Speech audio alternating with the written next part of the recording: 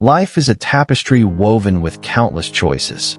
From the mundane decisions of our morning routines to the monumental crossroads that define our destiny, we are constantly navigating a labyrinth of possibilities.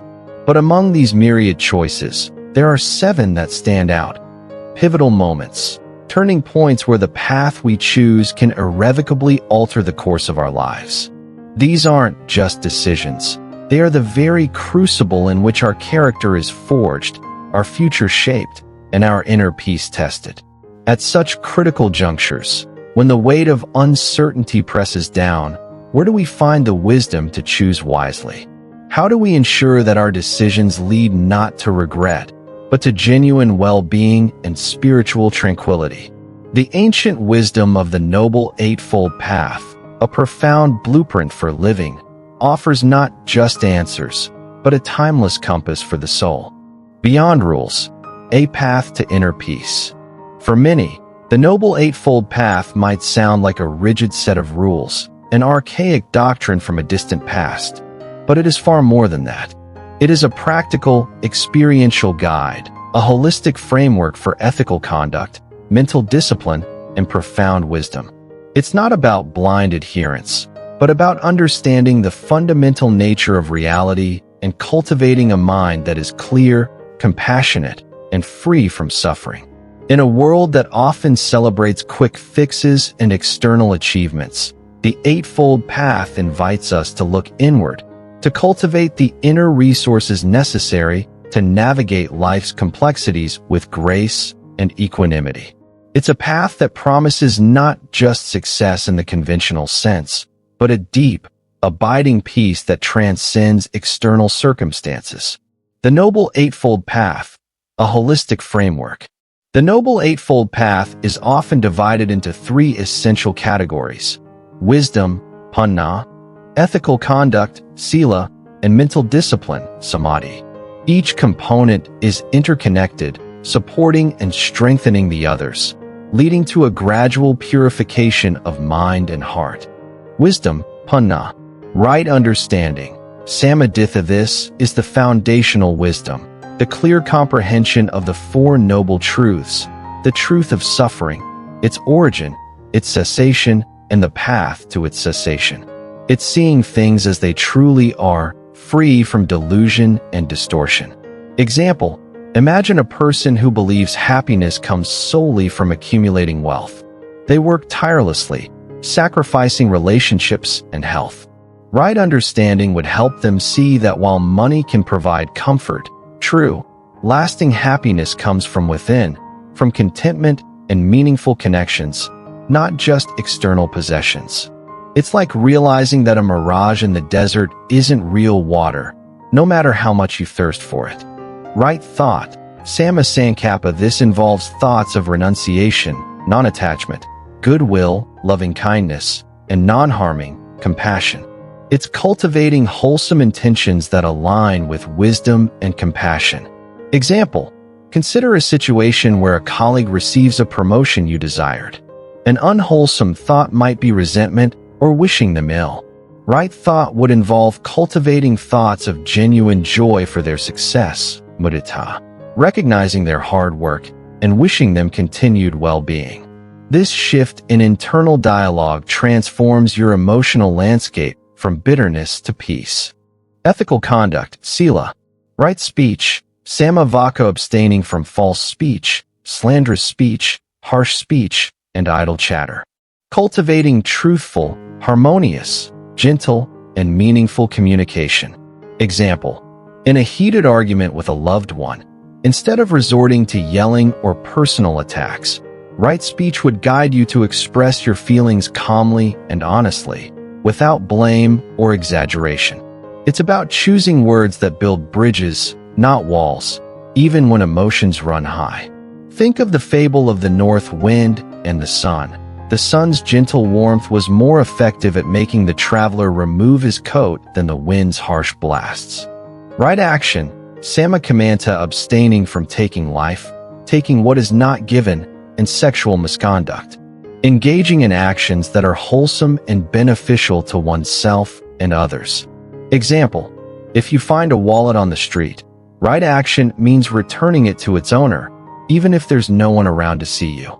It's about acting with integrity and compassion, recognizing the interconnectedness of all beings. This extends to how we treat animals, how we conduct business, and how we interact with our environment, always striving to minimize harm and maximize benefit. Right livelihood, samma ajiva, earning one's living in a way that does not harm others. Avoiding professions that involve weapons, living beings like slavery or animal slaughter, intoxicants or poisons.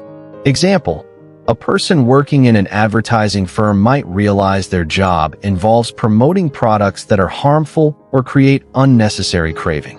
Right livelihood would encourage them to seek employment in a field that genuinely contributes to the well-being of society, such as sustainable agriculture, education, or healthcare. It's about aligning your work with your ethical principles, even if it means a change in career path. Mental discipline, samadhi.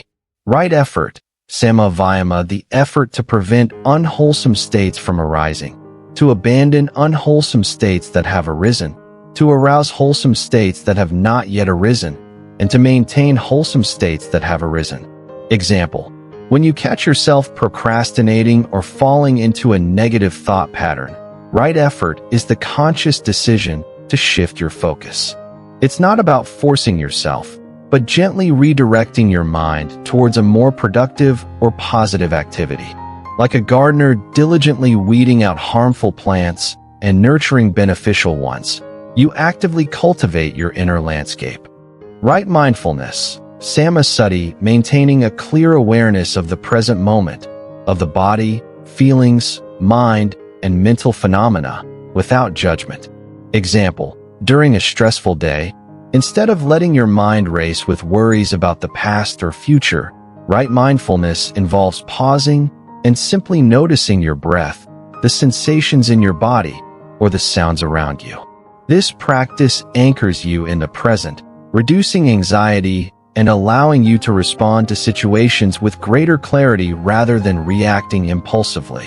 It's like being fully present while drinking a cup of tea, noticing its warmth, aroma, and taste, rather than rushing through it while thinking about your to-do list.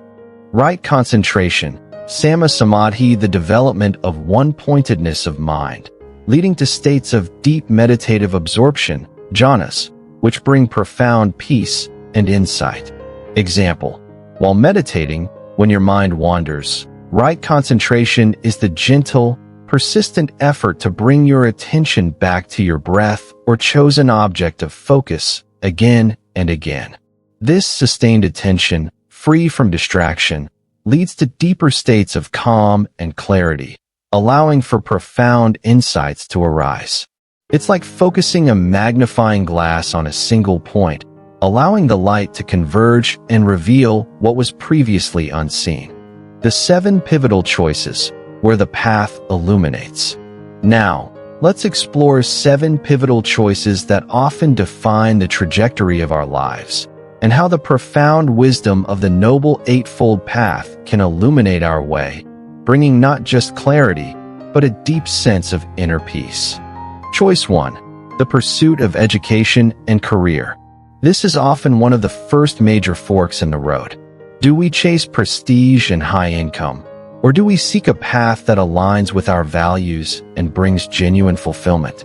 Right understanding helps us see beyond societal pressures and superficial measures of success. Is this career truly conducive to our well-being and the well-being of others? Or will it lead to endless craving and dissatisfaction? Right livelihood becomes paramount here. Are we choosing a profession that genuinely benefits society, or one that might cause harm, directly or indirectly? For instance, a career in ethical technology development, aiming to solve real-world problems, aligns with right livelihood, while one in exploitative industries might not. Right effort encourages us to pursue our studies and work with diligence, not out of greed or competition, but with a sincere desire to develop our skills and contribute meaningfully. The peace here comes from knowing your work is aligned with your deepest values, not just external rewards. Choice 2. Forming significant relationships, marriage, partnership. Choosing a life partner is perhaps the most intimate and impactful decision. Do we seek someone who fulfills our superficial desires, or someone with whom we can grow spiritually and emotionally? Right thought, particularly thoughts of goodwill and non-harming, guides us to seek a partner with whom we can cultivate mutual respect, compassion, and understanding. Right speech becomes the bedrock of the relationship, honest, kind, and constructive communication, even during disagreements. Right action ensures fidelity and mutual support. The Eightfold Path teaches us that true love is not about possession, but about liberation. When both partners strive to practice these principles, the relationship becomes a source of profound peace and mutual growth, rather than a battleground of egos and expectations. The peace here is the peace of genuine connection and shared purpose. Choice 3. Responding to conflict and injustice. Life inevitably presents us with conflicts, both personal and societal. How do we respond when faced with anger, betrayal, or injustice? Do we retaliate, fueled by hatred, or do we seek understanding and reconciliation? Right speech, right action, and right thought are crucial here. Instead of harsh words or vengeful deeds, we are guided to respond with compassion, seeking to de-escalate rather than escalate. Right understanding helps us see the roots of conflict, often rooted in ignorance, craving, and aversion, in ourselves and others.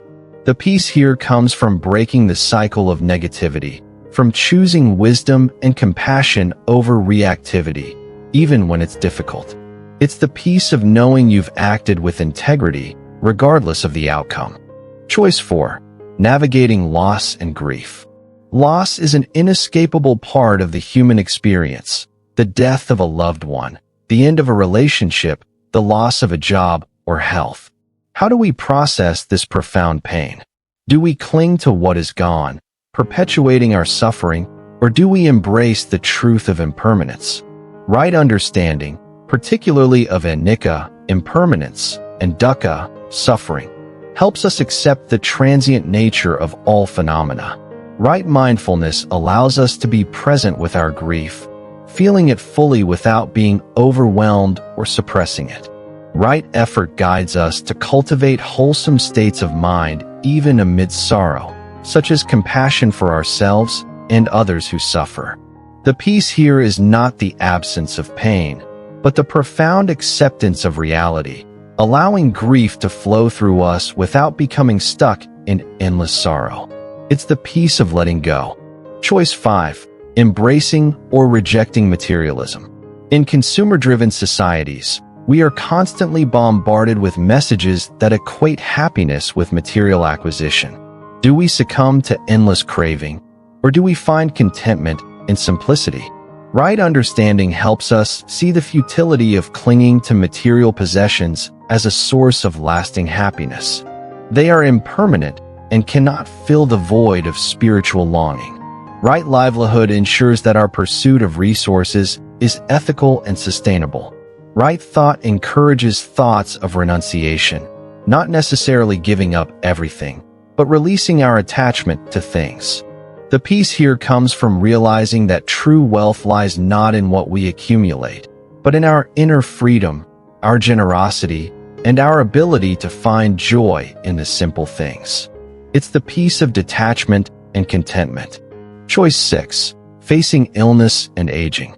As we age and inevitably face illness, how do we respond to the decline of the body and the approach of death? Do we fight against it with fear and denial, or do we embrace it with wisdom and acceptance? Right understanding of dukkha, suffering, and anicca, impermanence, is vital here. The body is impermanent, subject to decay and disease. Right mindfulness allows us to be present with physical discomfort without letting it overwhelm our minds. Right effort guides us to cultivate patience, resilience, and compassion for ourselves. The peace here is the peace of accepting the natural cycles of life and death, of finding dignity and even grace in vulnerability. It's the peace of non-resistance. Choice 7. Seeking spiritual truth and purpose. Perhaps the most profound choice of all is whether to seek a deeper meaning in life, a spiritual truth that transcends the mundane. Do we drift aimlessly, or do we embark on a conscious journey of self-discovery and liberation? This choice encompasses all aspects of the Noble Eightfold Path. Right understanding guides our inquiry, ensuring we seek genuine wisdom. Right thought cultivates the aspiration for enlightenment and the well-being of all beings. Right speech, action, and livelihood ensure our outer life aligns with our inner quest. Right effort, mindfulness, and concentration are the very practices that lead to profound insight and liberation. The peace here is the ultimate peace, the peace of awakening, of realizing our true nature, and living a life of profound purpose and compassion. It's the peace of nirvana. The Noble Eightfold Path is not a destination, but a journey, a continuous process of cultivation and refinement. It is a profound answer to the inherent suffering of existence, offering a practical, step-by-step guide to liberation. At the 7 pivotal crossroads of life, and indeed in every moment, the principles of right understanding, thought, speech, action, livelihood, effort, mindfulness, and concentration provide an unwavering compass. They guide us not just to make the right choices, but to cultivate a mind that is inherently peaceful, resilient, and compassionate, regardless of external circumstances. By embracing this ancient wisdom, we transform our challenges into opportunities for growth, our suffering into insight, and our choices into conscious acts of liberation. The peace it offers is not a fleeting emotion, but an abiding state of being, a sanctuary within, accessible at any moment, guiding us through the labyrinth of life with unwavering serenity. Which of these 7 pivotal choices resonates most deeply with you today? And how might the wisdom of the Noble Eightfold Path begin to illuminate your path forward?